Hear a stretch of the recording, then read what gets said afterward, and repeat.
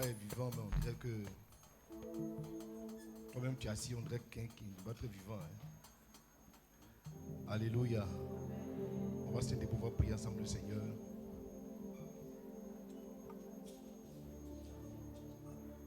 On va ensemble élever la voix pour confier la parole au Seigneur. Que Dieu vienne parler à nos cœurs. Que sa grâce et sa faveur soient dans ce lieu. Prions notre Dieu. Père, nous bénissons ton nom, te rendons grâce, te disons merci. Merci pour ta parole. Merci Seigneur Jésus. Père, nous voulons que tu nous parles ce matin, que tu disposes nos cœurs. Nous vous sommes rassemblés dans ce lieu. Nous avons besoin d'entendre ta voix, non pas la voix d'un homme, mais d'entendre ta voix, d'entendre ta voix. Nous t'en supplions, instruis-nous, transforme-nous, apporte ta parole. Apporte ta parole, fais-nous du bien par ta présence. La mandoro borosi katalabala shendelebelebele. Bien-aimé, élève la voix, prie. Dis-lui que ce matin sa parole puisse te façonner. Andolusi katalamandeli balabala shendelebele. Nous t'en supplions, Seigneur notre Dieu. Amandolo si katalabala. Père, donne-nous ta parole. Père, enseigne-nous. Père, façonne-nous. Père, transforme-nous. Père, que ta parole nous fasse du bien. Que ta parole nous délivre, nous restaure, nous bénit. Envoie ta parole, Seigneur, au nom de Jésus. Tu es Alpha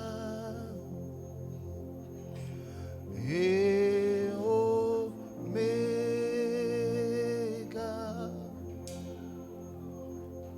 nous t'adorons, Seigneur, tu es digne de louange,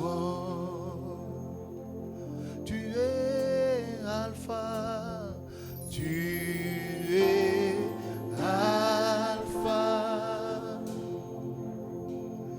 et Oméga.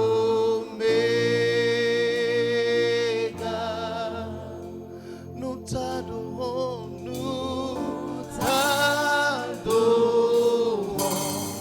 Seigneur.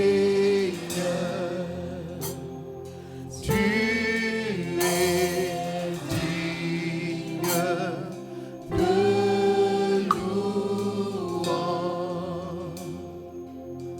Nous te rendons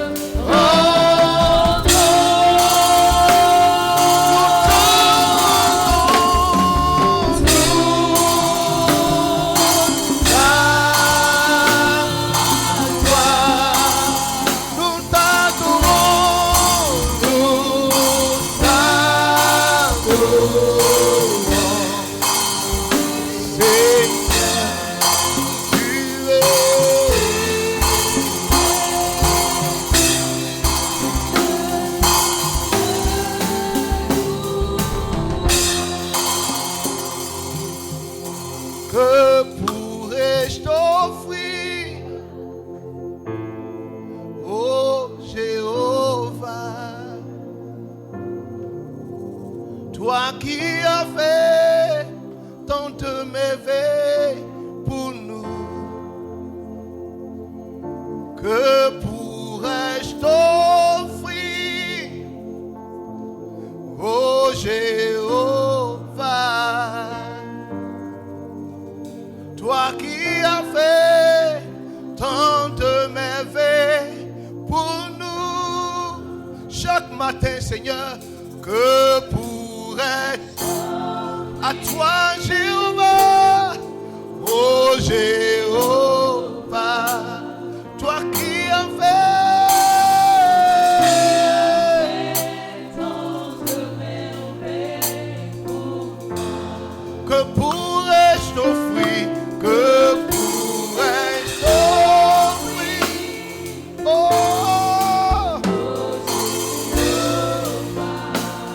toi qui as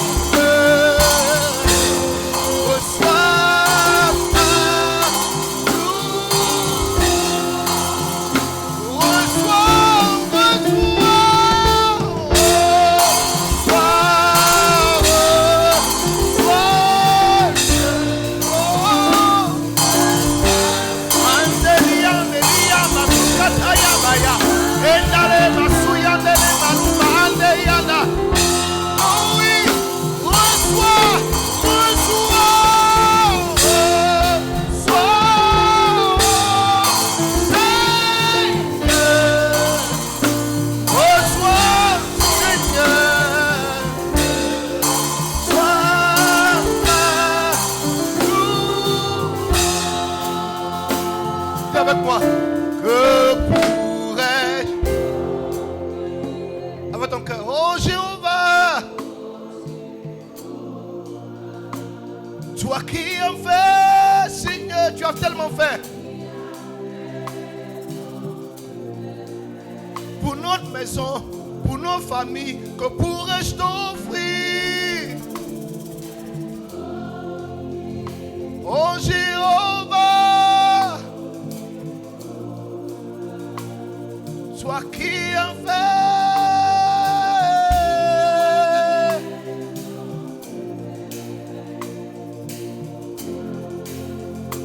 reçois,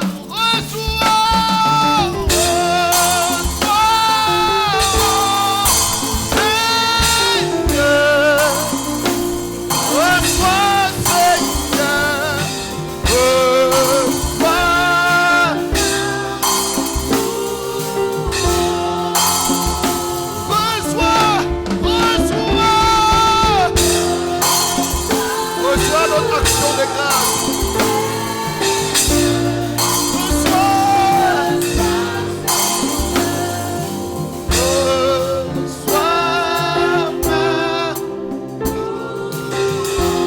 Lève le main avec moi, dis avec moi. Reçois.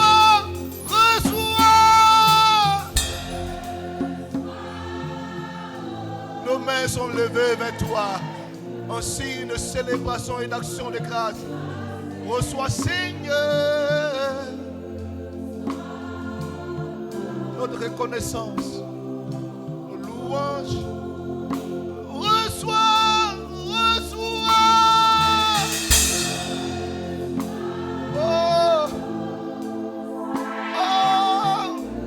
Reçois, Seigneur.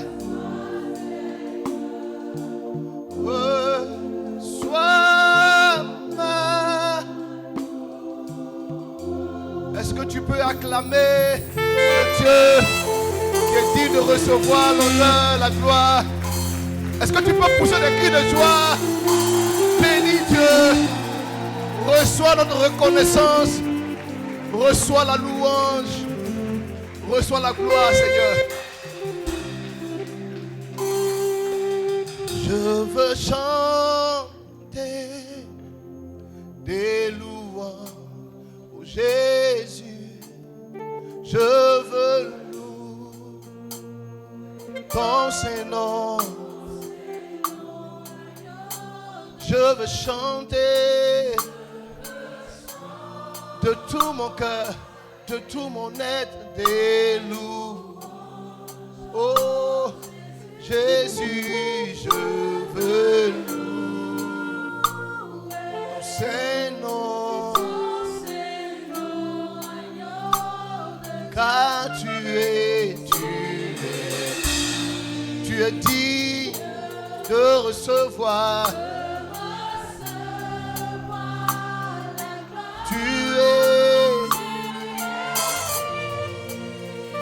D'être loué.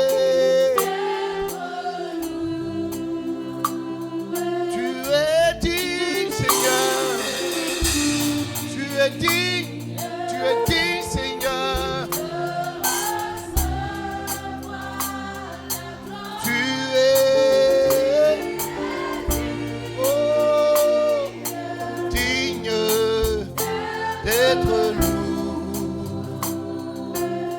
Est-ce que tu peux encore acclamer le Seigneur qui est digne? Non, est-ce que tu peux monter tes acclamations au Dieu qui est digne de recevoir l'honneur, de recevoir la louange, l'adoration? Salue ton voisin, salue ta voisine. Demande-lui est-ce qu'il va bien. Est-ce que sa semaine s'est bien passée? Tu n'as pas bien entendu, tu peux me le faire un atout pour des voisins qui m'ont manqué. Alléluia. On peut s'asseoir en acclamant le Seigneur pour le secoureur. Gloire à Dieu.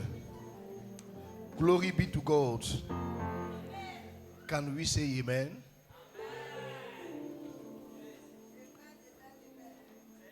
Yes, my English is calm. Je suis en train de prêcher sur l'intimité avec Dieu. Et je t'invite à avoir ce dévot. Là, nous sommes au dévot, comme ça, de la vie numéro 5. Et il faut que tu l'aies. Et je pense que c'est très important que ta vie chrétienne passe à un autre niveau. Il faut dire Amen. Chers amis, nous sommes en train de partir vers la fin des temps. Et il nous faut avoir un autre type de relation avec Dieu. Il ne faut pas qu'on soit juste des chrétiens qui viennent à l'église et qui rentrent chez eux et qui ne voient pas grande chose de Dieu. Souvent, quand quelqu'un n'a pas une bonne raison pour venir à l'église, au bout d'un moment, la personne se décourage. Parce qu'il n'y a pas quelque chose qui lui donne d'être là. Il y a quelque temps ici, je vous disais que lorsque Jésus était au puits de la Samarie, avec la femme samaritaine, Jésus avait dit une parole à la femme. Il a dit que si je te donne mon eau pour boire, tu n'auras plus soif. Et la dame lui a dit, mais tu n'as même pas de corde. Comment est-ce que tu vas puiser l'eau? Et il va commencer à lui dire des choses sur sa vie. Et la dame va rentrer en Samarie, dans son village. Elle va parler aux gens. Elle va leur dire, venez, quelqu'un m'a dit des choses sur ma vie. Ne serait-ce pas le prophète? Et lorsque ces personnes vont aller écouter Jésus, ils vont sortir une parole. Ils vont dire à la dame, quand tu as parlé, nous avons cru. Mais maintenant, nous sommes venus nous-mêmes l'écouter. Et ce n'est plus à cause de ce que tu as dit que nous croyons, mais parce que nous-mêmes, nous l'avons expérimenté. Nous croyons réellement qu'il est le Fils de Dieu. Alléluia. Excusez-moi. C'est comme s'il y avait eu deux formes de croyance ou de foi. Il y avait la foi sur le fait de la déclaration de la dame, et il y avait la foi qui était née dans leur cœur sur le fait qu'eux-mêmes, ils ont écouté Jésus et ils ont été convaincus que, au-delà de ce qu'elle a dit, Jésus était réellement le Fils de Dieu. Et je vous ai dit ici que si ta foi reste uniquement sur ce que les pasteurs te disent de Jésus, tu vas être déçu. Je te le dis avec assurance, au bout d'un temps, tu vas être déçu. Parce que ce que nous te disons de Jésus est l'expérience que nous avons faite de Jésus. Amen. Rappelez-vous, je vous ai dit ici que lorsque Jésus pose la question à ses disciples, il a dit, qui dites-vous que je suis? Ils ont répondu en groupe. Les uns disent que tu es Jean-Baptiste, d'autres disent que tu es Élie, et d'autres disent que tu es l'un des prophètes. Et maintenant, il est pour la question. Maintenant, vous-même, qui dites-vous que je suis? À cette question-là, il n'y a que... Il y a vérifié sur des bishops. Qui a répondu à la question? Pierre, non? Pierre était le seul qui a dit, tu es le Christ, le Fils du Dieu vivant. Autrement dit, les autres disciples ont flashé. Parce qu'ils se sont rendus compte que, c'est ce que les gens disent que nous on sait. Hein. Mais nous-mêmes, qu'est-ce qu'on peut dire de lui? Dire que les gens disent que tu es Jean-Baptiste, ça veut dire que les gens avaient une révélation de Jésus, qui était celui qui était censé prêcher la repentance. Dire que Jésus est l'un des prophètes était la révélation de ce Jésus qui manifeste et déploie la puissance de Dieu. Ça veut dire, tu vas dans une église, tu es arrivé, tu as trouvé par exemple, l'église là, on met l'accent sur délivrance, chasser les démons, puissance de Dieu, feu, fire. Même si on va caffer ces démons, on met feu sur lui. Ça, c'est la révélation que le pasteur a eue de Dieu. Tu vas dans une église, là-bas on prêche la repentance. Si tu t'habilles, on dit faut enlever foulard, faut mettre foulard, faut mettre pantalon, faut mettre. Et que même, on dit après faut mettre ton visage même. Ça, c'est la révélation que le pasteur a eue de Dieu. Et puis, il y en a qui ont découvert Christ. Christ, c'est la repentance et la puissance de Dieu. Christ avait l'évangile, il avait aussi l'amour de Dieu, il avait aussi la puissance de Dieu. Vous savez, plus toi-même tu expérimentes le Seigneur, plus tu as même de mettre un nom sur sa personne. Il y en a qui te dit, pasteur, je ne sais pas trop de choses sur Dieu, mais le Dieu qui s'est révélé à moi, je pense que ce doit être un Dieu fidèle. Parce que la personne a vu la fidélité de Dieu dans tous les aspects de sa vie. Quand même c'était assez bizarre, Dieu était fidèle. Amen. Demande à un voisin, quelle est la révélation que tu as de Jésus? Je te regarde mal, pas le voisin, dis voisin, tu as quel réma de Jésus?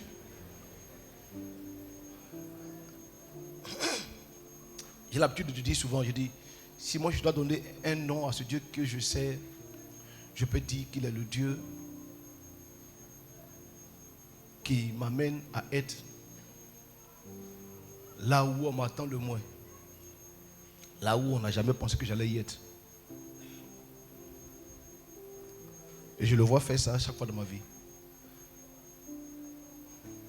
Il y a des endroits où je suis arrivé, mon grade et mon titre ne me permettaient pas d'y être là. Mais Dieu m'a conduit par sa grâce. Donc, j'ai un nom pour ce Dieu-là. Toi, tu as quel nom? Prenez vos Bibles. Jean chapitre 3. Alors, aujourd'hui, le thème c'est devant la nouvelle naissance.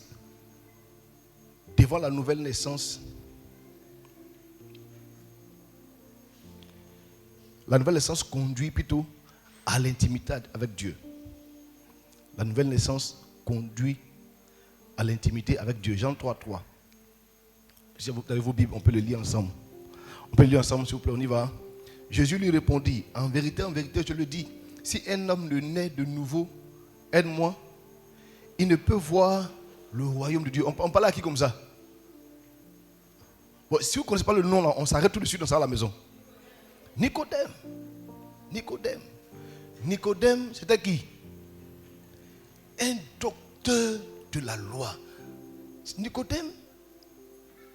Bon, si on dit par exemple Nicodème ici, même pas un pasteur. Hein? Nicodème, quand on dit docteur de la loi là, c'est pas un pasteur, c'est le pasteur des pasteurs. C'est ceux-là qui enseignaient les pasteurs.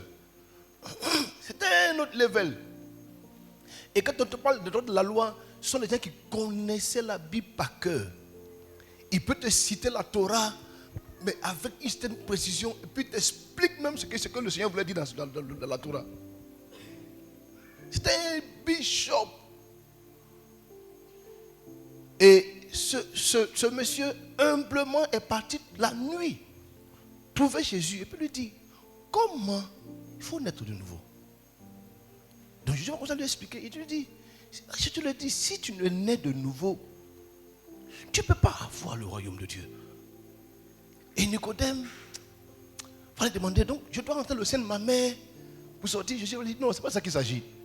Quand je te dis naître de nouveau, ce n'est pas que tu allais rentrer le ventre de ta mère pour sortir encore de nouveau. Mais il faut que tu comprennes que tu dois pouvoir te laisser conduire par l'Esprit de Dieu. Et tu verras ensuite le royaume. Et Nicodème va donner sa vie à Jésus par la suite. Donc, dans ce boost, le pasteur m'explique qu'il y a 3 niveaux d'accès à la gloire de Dieu. Parce que, pour ne pas revenir en arrière, rappelez-vous que la chose que l'homme a perdue s'appelle quoi? La gloire de Dieu. Car tous ont péché et sont privés de la gloire de Dieu.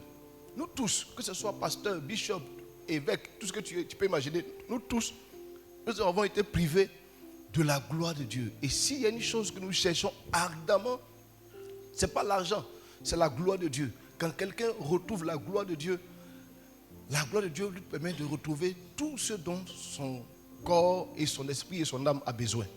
Dis-moi amen.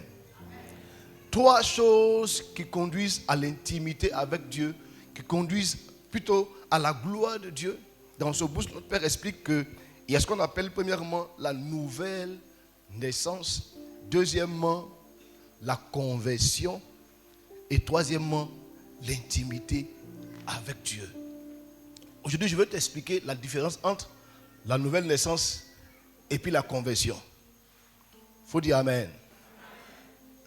Très souvent, c'est par abus de langage qu'on dit aux gens, tu es converti. On dit, on a converti 10 personnes. On ne peut pas convertir. La conversion, ce n'est pas machine. Alléluia. On amène des gens à la nouvelle naissance, qui est le fait d'accepter le Seigneur Jésus comme Seigneur, comme Sauveur plutôt. Mais devenir, que Jésus devienne le Seigneur, est un processus. Prenez vos Bibles. On va lire le verset. Luc 22, 32. Luc 22, verset 32. Mais j'ai prié pour toi, afin que ta foi ne défaille point. Et quoi? Et toi, quand tu seras converti, affermis tes frères. On parle de qui? Pierre. Jésus dit à Pierre, j'ai prié pour toi afin que ta foi ne défaille point. Et toi, quand tu seras converti, affermis tes frères. On va dire, mais Jésus, tu es en train de dire quoi comme ça? Comment un homme qui a marché avec toi, qui a même eu la révélation que tu es le Fils de Dieu, tu es en train de dire que s'il se convertit, donc il était quoi alors?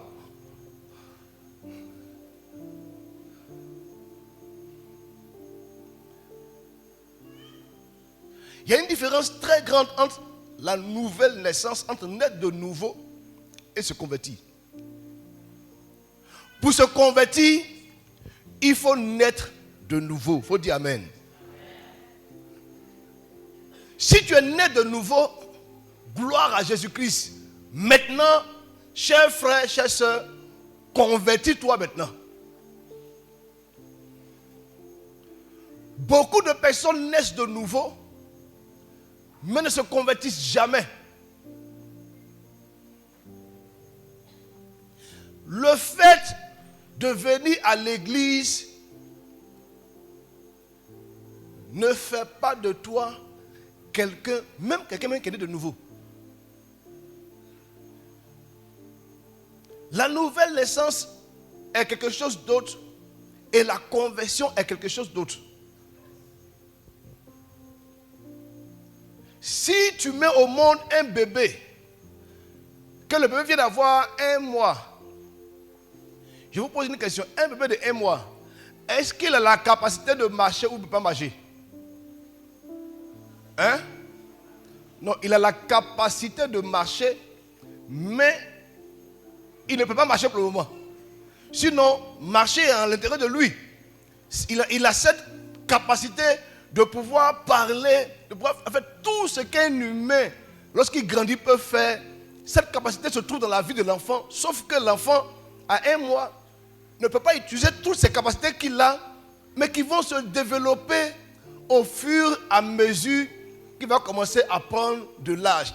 Un matin, après quelques temps, l'enfant se lève de ses 2 pieds, il commence à faire quelque chose, il tombe, mais après ça s'affermit et il commence à marcher comme toi et moi. Et puis après, il va te dire, papa, tu vas où? Je vais et toi.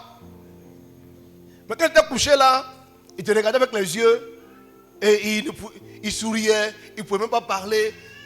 Quand quelqu'un naît de nouveau, la nouvelle naissance te donne de pouvoir avoir accès au monde de l'esprit. Il faut dire amen.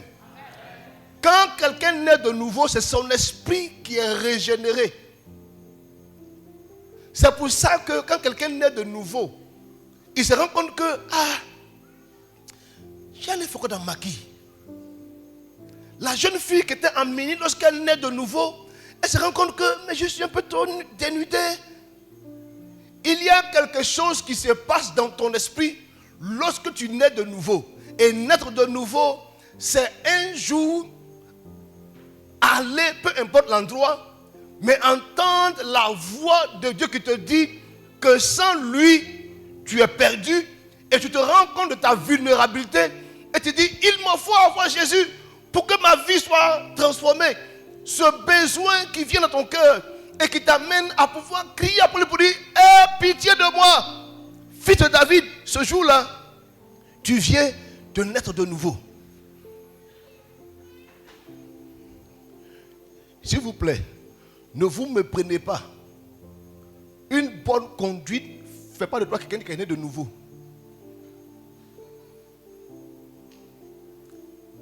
Il y a des gens qui sont bien éduqués, bien élevés.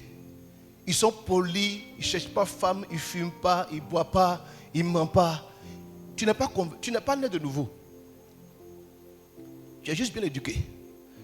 Le jour, tu te rends compte que tu as un besoin de Jésus et que tu cries après lui.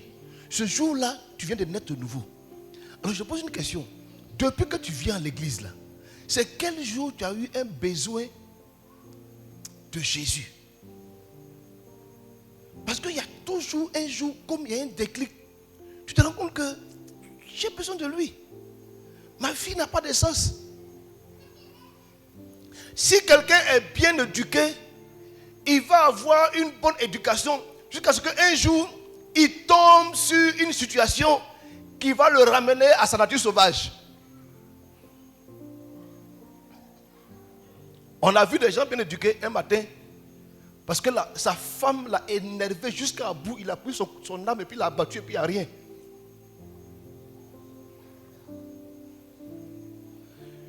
Quelqu'un peut être bien éduqué et avoir une bonne attitude, une bonne conduite. Qu'est-ce qu'il tombe sur des amis qui vont l'amener à se pervertir?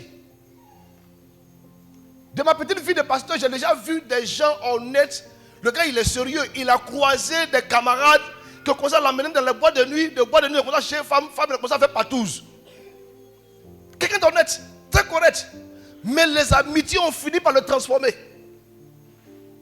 Donc le fait d'être bien éduqué ne fait pas de toi quelqu'un qui est né de nouveau. Pour naître de nouveau, Jésus a dit, si tu ne nais d'eau et d'esprit, il y a 2 choses.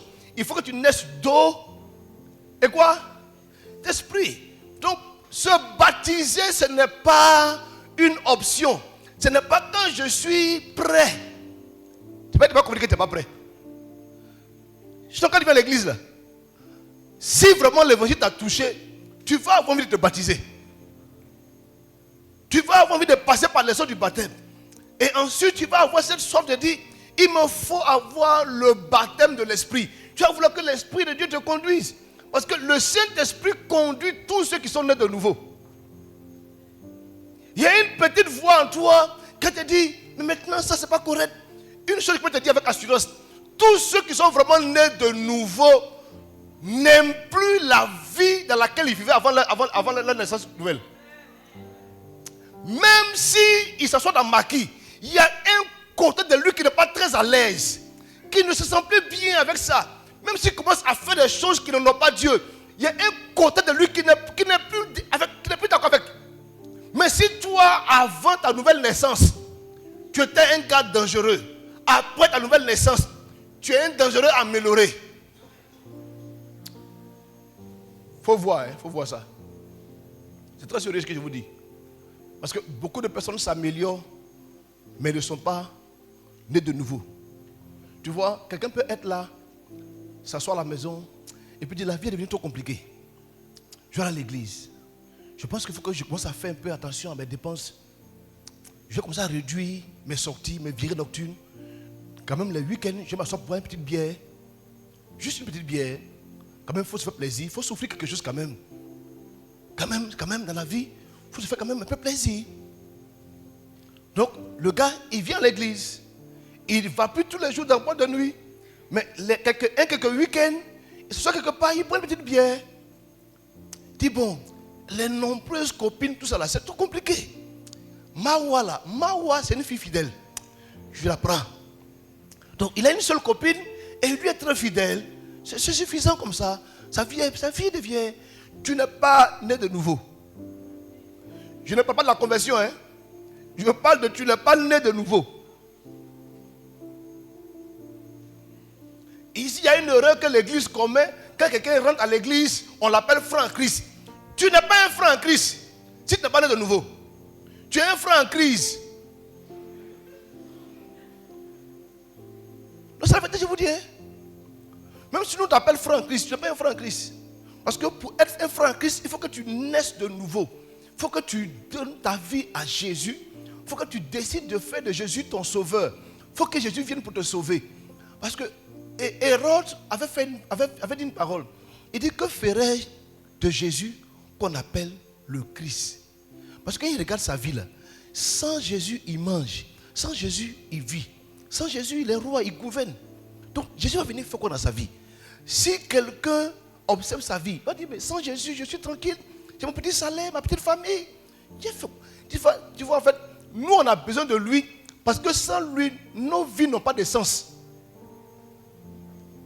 C'est lui qui donne un sens à nos vies. C'est lui qui nous donne de sortir d'avoir la victoire sur le péché. C'est Jésus qui donne la victoire sur le péché. Sans Jésus, tu ne peux pas avoir la victoire sur le péché. Tu peux dire que tu n'es pas quelqu'un de méchant. Mais tu mens. Tu peux ne pas quelqu'un qui cherche femme. Mais dans ta tête, tu dénudes les femmes dans ta tête. Combien de sœurs ou de frères en Christ qui se jouent les dangereux à l'église, mais quand tu regardes chez eux à la maison, ils ont toutes sortes d'objets sexuels. Et ça existe. Une bonne sœur, elle ne cherche pas garçon, elle est fidèle. Enfin, pas en griffe, mais à la maison, elle se masturbe. Pareil pour les frères, tu le vois là, il est bien zélé, mais c'est un gars, il fait un fatigué. On va dire non, le bon frère, c'est pas femme, mais c'est un alcoolisé.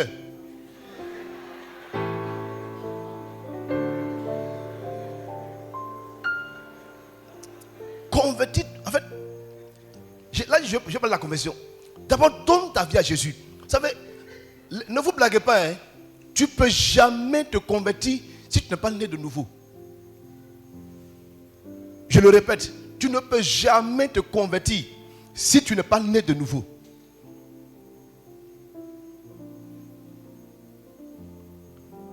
La porte par laquelle tu entres dans le royaume de Dieu s'appelle la nouvelle naissance. Et la nouvelle naissance, c'est le fait d'accepter Jésus dans son cœur comme son sauveur et son Seigneur personnel.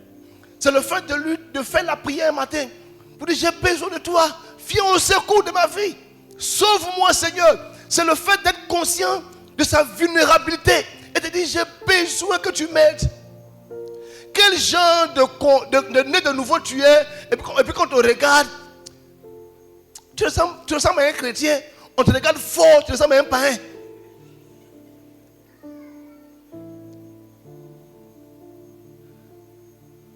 Le diable joue avec beaucoup de personnes parce qu'il sait qu'ils ne sont pas nés de nouveau.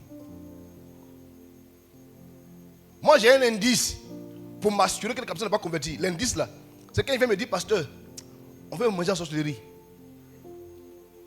Dans mon cas, il dit, ok, tu n'es pas converti. Tu parles de nouveau. On ne peut jamais manger quelqu'un qui est né de nouveau.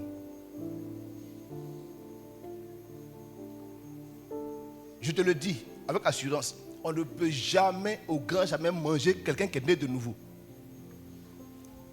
Si tu veux croire, si tu ne veux pas croire, c'est la vérité, je te dis. Si la personne a donné sa vie à Jésus, la Bible dit noir sur blanc que si quelqu'un est en Christ, il est une nouvelle création. Ce n'est pas une création améliorée. C'est une nouvelle personne. Alors, la différence entre la nouvelle naissance et la conversion, c'est que la conversion, c'est la transformation de ta vie. Dis Amen.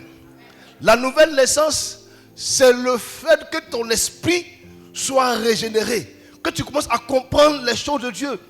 Nous tous là, quand on est encore de l'autre côté là-bas, un jour, on a parlé de l'évangile. Ça, c'est quelqu'un qui a dit ça là. Ça, c'est quelqu'un qui a fait ça là. Il s'embrouille. Qui dans les rues, c'est quoi ça? Qui a déjà vu ça? Qui a déjà vécu ça comme moi? Hey, vous avez des saints. On vous a prêché l'évangile un jour, vous n'avez plus banalisé. Et puis un jour, quand votre esprit a été régénéré, quand on a prêché l'évangile, ça vous a touché. La conversion, c'est la transformation de ta vie. Et tu ne peux pas dire que tu es converti si, quand on regarde ton caractère, ça ne ressemble pas à quelqu'un de converti. Prenez vos Bibles. Matthieu 11, 12. Matthieu 11, verset 12. La Bible dit ceci. Ramène le verset 11, s'il te plaît. Je vous le dis en vérité. Parmi ceux qui sont nés de femmes, il n'y en a point paru de plus grand que Jean-Baptiste. Cependant, le plus petit du royaume des cieux est plus grand que lui. Verset 12, maintenant, il dit. Depuis le temps de Jean-Baptiste jusqu'à présent, le royaume des cieux est quoi? Forcé. Et ce sont les violents qui s'en emparent. Le royaume des cieux est forcé. Et ce sont les violents qui s'en emparent. Tu ne peux pas dire que tu es converti et ta vie n'a pas été transformée. Ton caractère est resté le même. Tu étais quelqu'un de belliqueux. Tu es converti, tu es belliqueux. Quelqu'un qui était invivable dans la société. Tu es converti, tu es toujours invivable. Tu viens à l'église, tu crées des clans. Ce qui manque aux chrétiens pour avoir accès à l'intimité de Dieu, c'est la réelle conversion. Les amis, on n'est pas convertis. Parce que la façon dont nous sommes difficiles à vivre, c'est la même manière qu'on a gardé dans l'église. Ici là. Qui ne sait pas qu'il n'y a que du soir tous les mercredis? Qui ne sait pas? À part les nouveaux qui sont venus aujourd'hui. Les anciens là. Qui ne sait pas qu'il n'y a que du soir mercredi? Qui ne sait pas? Il y en a qui ne sait pas? Quelqu'un qui ne sait pas? Qui sait? Tu vois, ils ne vont pas lever les mains. Tu demandes qui ne sait pas? Il ne lève pas la main. Qui sait? Ils ne vont pas lever les mains. Pourtant, tu ne viens pas mercredi soir. Tu n'es pas converti. Vous savez, la conversion,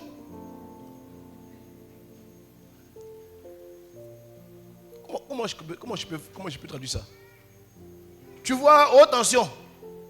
Tu vois, haute tension. Quand tu passes à côté là, ça fait. Ça veut dire que si tu t'amuses. Moi, j'ai déjà vécu une scène comme ça, où j'ai vu le gars. C'est-à-dire qu'en un temps de corps, tout son corps noirci. Je ne sais pas comment j'ai traduit ça, mais le gars, il est comme s'il avait brûlé. Juste parce qu'il avait touché une ligne de haute tension. Mais si tu mets ton doigt dans la prise de la maison là, ça fait.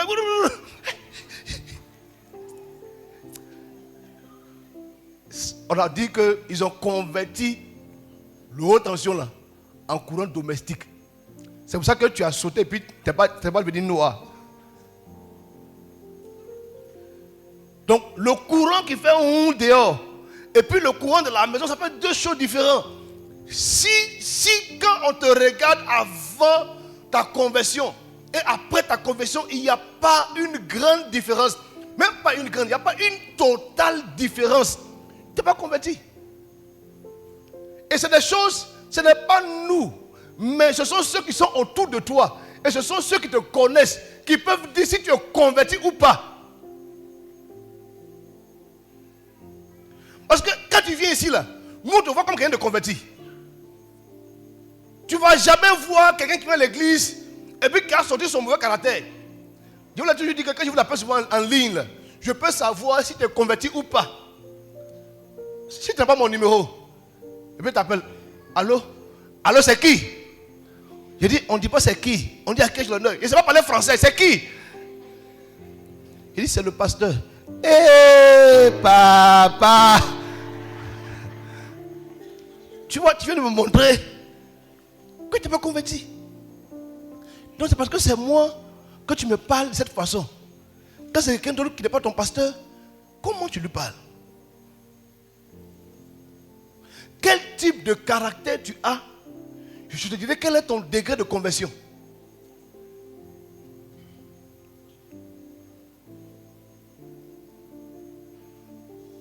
Le caractère d'un homme s'affiche lorsque cette personne est agressée.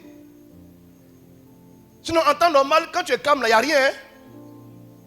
Mais quand quelqu'un vient rentrer dans tes 6 mètres, ton caractère apparaît. Quand quelqu'un est converti, la Bible dit qu'il est une nouvelle création. En temps normal, quand on le regarde, on dit, mais hein, c'est pas le gars qui faisait palabre là. Tu dis non, il est converti.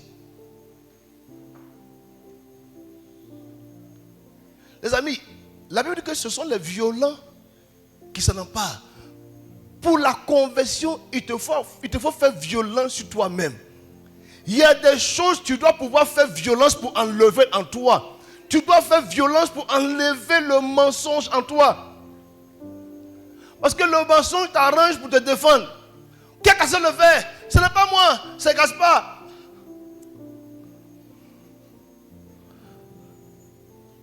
Tu dois faire violence pour changer ton caractère. Ce qui est étrange, c'est que quelqu'un peut faire des années d'église et ne pas se convertir, ne pas être transformé dans sa vie. Et la personne va aller se marier. Vous savez, les chrétiens divorcent beaucoup parce que les gens ne sont pas convertis en se mariant. Et je vais vous dire une chose avec assurance. S'il y a un endroit qui va faire apparaître votre caractère, c'est votre mariage. Ceux qui sont mariés là, s'ils sont honnêtes, vont vous dire la vérité. C'est quand la femme va t'envoyer 2 mots. Tu me prends pour qui? Tu me connais? Tu me connais? Toi tu es qui? Toi tu es mort. Et la Bible dit que nous sommes morts avec lui. Et si nous sommes morts avec lui, alors nous allons vivre avec lui. Donc c'est dans le mariage on sent que vraiment le gars est converti ou bien elle est convertie. Parce que le gars va t'envoyer un mot. Si tu es converti, tu vas dire à cause parce que Christ a souffert, moi aussi je laisse tomber ma chose. Je vais vous dire une chose. Quand quelqu'un n'arrive pas à pardonner, elle n'est pas convertie.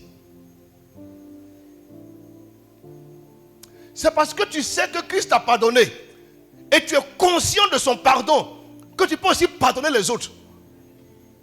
Mais si tu... Moi, je n'ai jamais oublié. En 1925, à 12h16, tu m'as dit, je suis bête. Et cette parole-là, même mon père ne m'a jamais dit ça. Tu vois, tu n'es pas converti. Peut-être que tu es né de nouveau, mais tu n'es pas converti.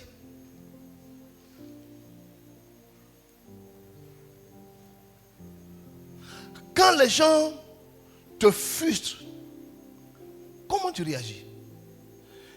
Quand tu lis la parole de Dieu, Paul va dire une chose. Il dit, pourquoi ne souffrez-vous pas de quelques injustices? Je te pose une question. Quand une injustice a lieu devant toi, ou quand tu es victime d'une injustice, comment tu réagis? Ça traduit le niveau de ta conversion. Pasteur m'a expliqué un jour, il dit que quelqu'un est rentré quelque part. Et puis le gars dit que lui, il a pris l'argent Que le pasteur, c'est un voleur, il a volé l'argent. Le pasteur m'a dit, il voulait se défendre. Dieu lui a dit, tais-toi. Tu n'as pas besoin de te justifier. Il dit, mais si je ne me justifie pas, ils vont croire que... Jésus dit, mais si on croit, ça veut quoi? C'est ta personne que tu veux défendre ou c'est moi que tu veux défendre? C'est tous ceux qui sont victimes d'injustice et qui réagissent là. Ce n'est pas pour Dieu ils le font pour eux-mêmes, leur propre personne. Moi, tu sais, mon honneur, ma dignité, ma fierté, ça c'est des signes que tu n'es pas converti. Sinon, quand tu es converti là, ton honneur, ta dignité, ta fierté sont morts avec Jésus. Parce que lui, on l'a mis tout nu sur la croix. Il n'avait rien fait, il n'y avait aucun motif. On a dit, de quoi vous l'accusez? Il n'y avait rien. Il a dit qu'il va te tuer le temple. Et donc il veut se comparer à toi. Il faut le tuer. Il n'y avait aucune raison. Je vais expliquer mon histoire de Isia. Je roule ma voiture tranquillement. Je rentre dans la cour d'Isia. Et puis un taximètre passe et puis me dit, maudit là, tu es fou, mais c'est pas rouler la voiture. C'est pas conduit. Je voulais réagir. Il m'a dit, hey, tu es mort. Il dit,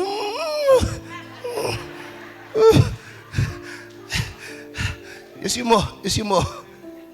Donc, on est mort en Christ. On est mort en Christ. Quand quelqu'un est mort en Christ, un mort ne parle pas. Un mort n'a pas d'émotion. Même si on te blesse, même si on te frustre, même si les gens font des choses qui ne sont pas correctes, tant que tu es mort en Christ, c'est pour ça que le diable attaque beaucoup de chrétiens. Il sait que les gens ne sont pas morts, ils sont vivants. Dès qu'il y a une situation, ils vont réagir. Et tu vois le gars, il dit, pasteur, pardon, il faut laisser pour toi aujourd'hui là. Je lui dis 2 mots même, pour qu'il sache que moi là, on ne me parle pas comme ça. Toi, tu es qui? Tu es vivant ou tu es mort? Il y en a qui sont des zombies. C'est des morts vivants. Il est mort et il vit. Le jour ça l'arrange, il est mort. Le jour ça ne l'arrange pas, il est vivant.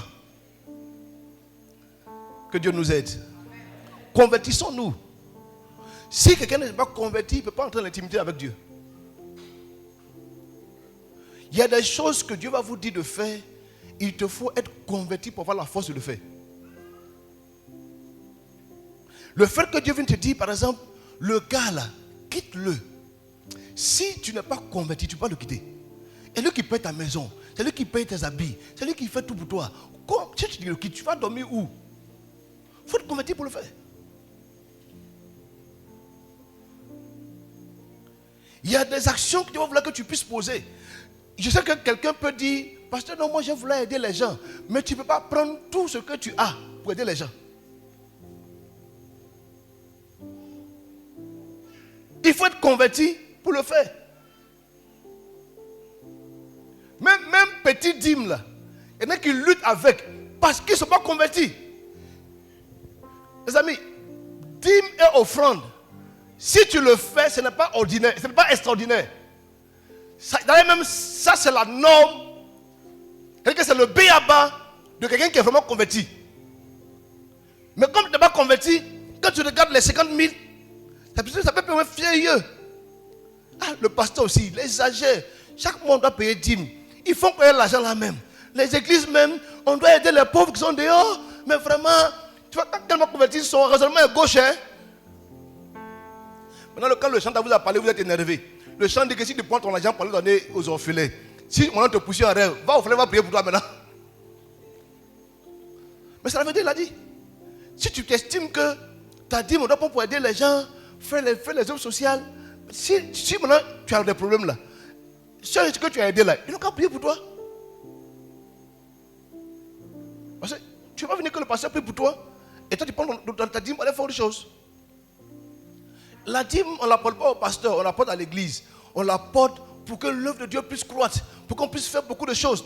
Et toi, comme tu n'es pas converti, tu raisonnes, tu manges. La conversion fait défaut dans la vie de beaucoup de chrétiens. D'ailleurs, même vous n'êtes pas chrétien. Parce que l'expression chrétien veut dire petit Christ. Oh, tu ne sens pas un petit Christ.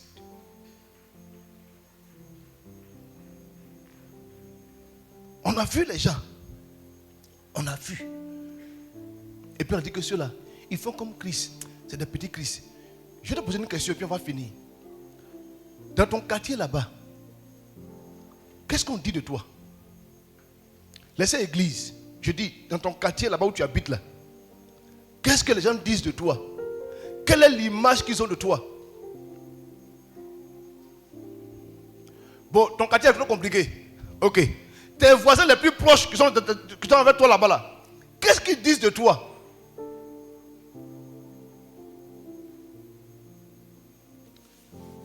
Chaque jour, c'est dans ta cour, on entend les palabres, les injures. C'est chez toi là-bas, on entend les pancata, Ebisanga, Ebisanga. Et puis dimanche matin, Alléluia, Alléluia. On dit, vous êtes dimanche, hein? Le voisin qu'on va chanter ces chansons chrétiennes là. Samedi soir, c'est gâté. Est-ce que tu es vraiment converti?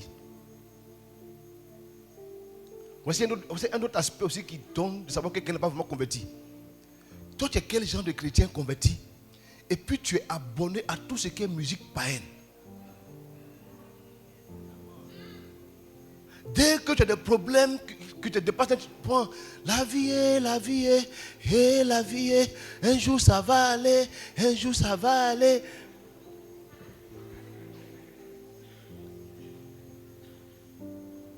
Là, je parle à quelqu'un ici, hein. Je te parle à toi, je te parle à toi. Il y a son client ici, il y a son client ici. Ça veut dire que dès que je suis un peu seul, elle met les chansons. Un jour ça ira, un jour ça ira. Ça va aller, n'est pas dans la Bible. C'est que dans la Bible, tout va bien.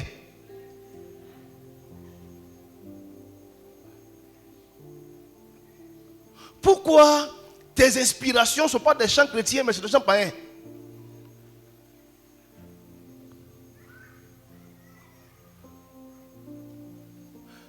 Toi, tu es quel genre de chrétien? Puis tu as des hobbies. Tes hobbies, c'est des choses bizarres. Quand je regarde, je vois vos statuts là, j'ai mal au cœur. Il n'y a pas un garçon ici qui va m'envoyer manger beaucoup fou avec un loco aujourd'hui, le week-end là. Il n'y en a pas. Pourquoi tu ne mets pas des statuts pour dire donne ta vie à Jésus, Jésus revient?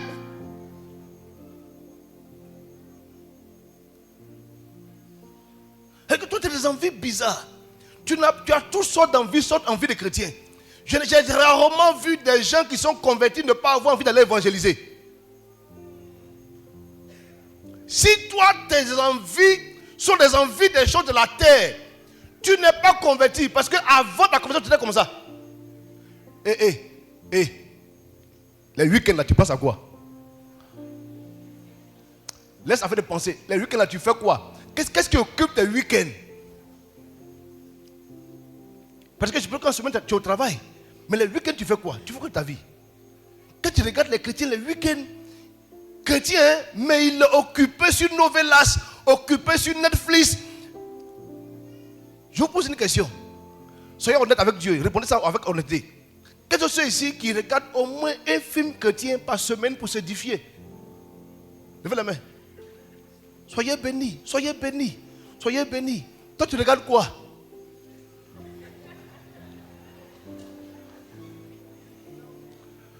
Quand quelqu'un est converti, la conversion te pousse à quelque chose. Jean-Baptiste a dit, convertissez-vous et produisez des fruits dignes de la réelle conversion. Il y a des fruits de la conversion. Les fruits de la conversion, c'est aimer la présence de Dieu, aimer les choses de Dieu.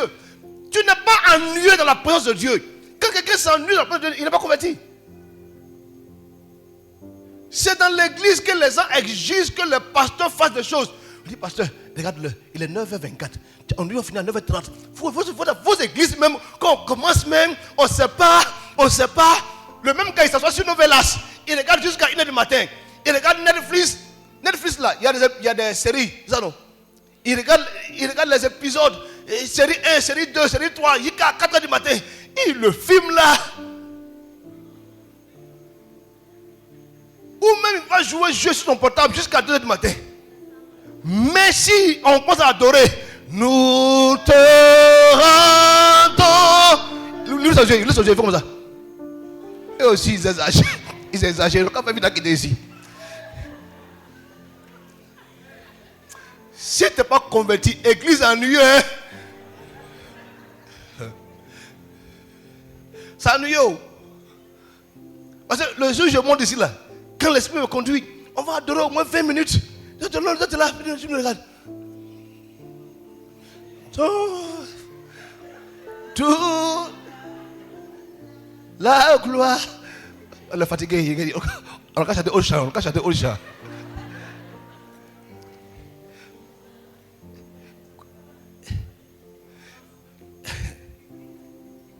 C'est-à-dire qu'il y a une supplice, il y a comme une torture que tu te fais toi-même.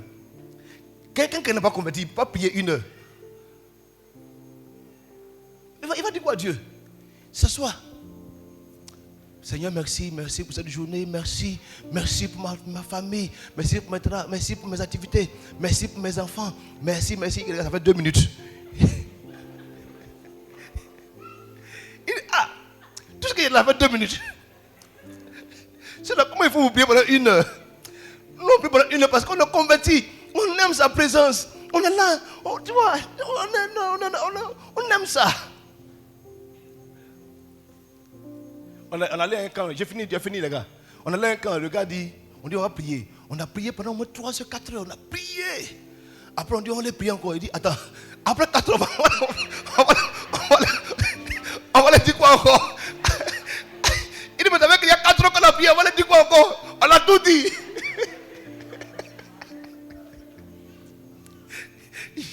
J'ai dit, on a prié. Il dit, mais on va aller dire quoi encore, pasteur? On a tout dit. J'ai dit, on n'a pas tout dit. Touchez votre voisin, il faut te convertir.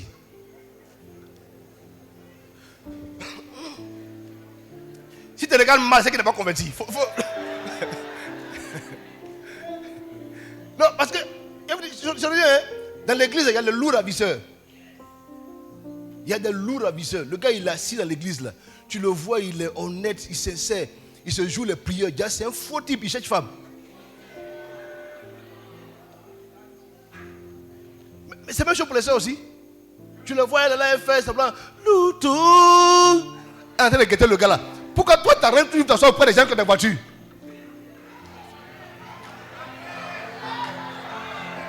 Pourquoi c'est les frères qui sont bien chez Côté Salut chaque dimanche? Bonjour le frère, je suis la soeur Gasparette. Il y a quoi?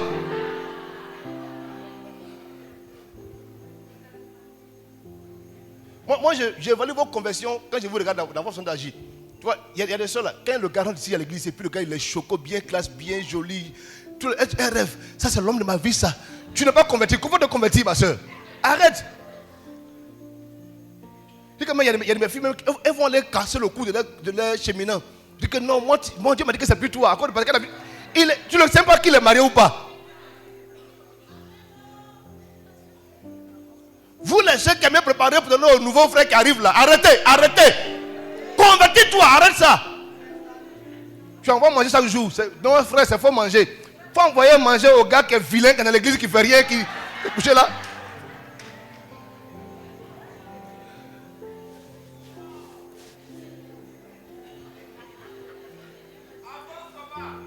J'ai fini les gars, j'ai fini. Pourquoi tu rentres dans WhatsApp des gens?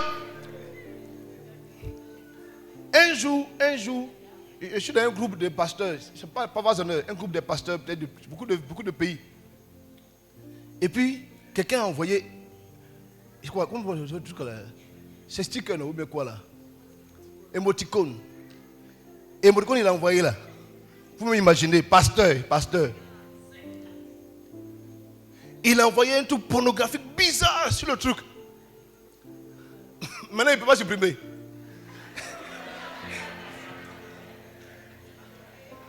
On dit, pasteur, c'est quoi ça? Il dit, les gars, je me suis trompé. On dit, tu t'es pas trompé. Dieu t'a dévoilé. Mais vous riez, vous t'asseyez là. Vos émoticônes ressemblent à quoi? Je te pose une question. Tes émoticônes ressemblent à quoi? Un jour, je vais prendre l'église. Je vais bloquer 10 portables et puis on met ça sur l'écran.